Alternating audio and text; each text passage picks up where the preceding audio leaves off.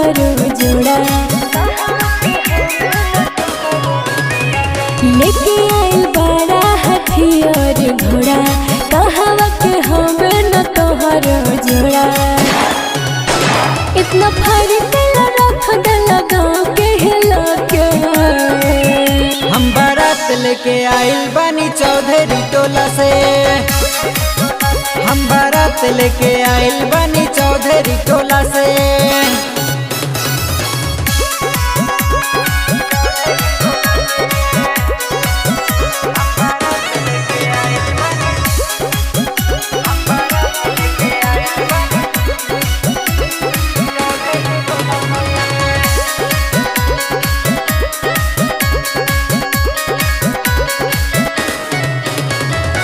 सारा रंगदार के हाथ में हथियार बा, हैर से गड़ गड़ करत दुआर बा।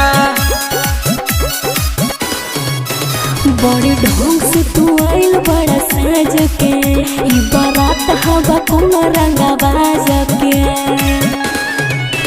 लेका मोहल बना दिल बड़े चला के।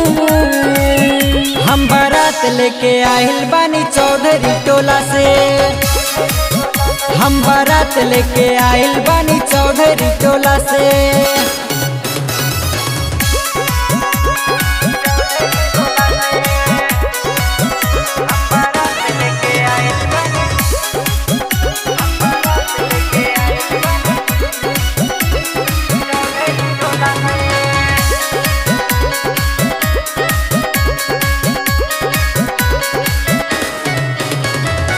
ऐसा ने काटे कर जातनी जान हो, सारा जमाना में खिली तोहर नाम हो।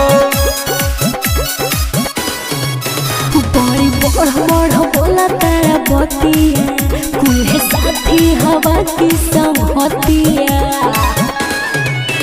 शुरू कर रही कर देला बंदर पिला के। हम बारात लेके आइल बानी चौधरी टोला से। हम बारात लेके आइल बानी चौधरी टोला से।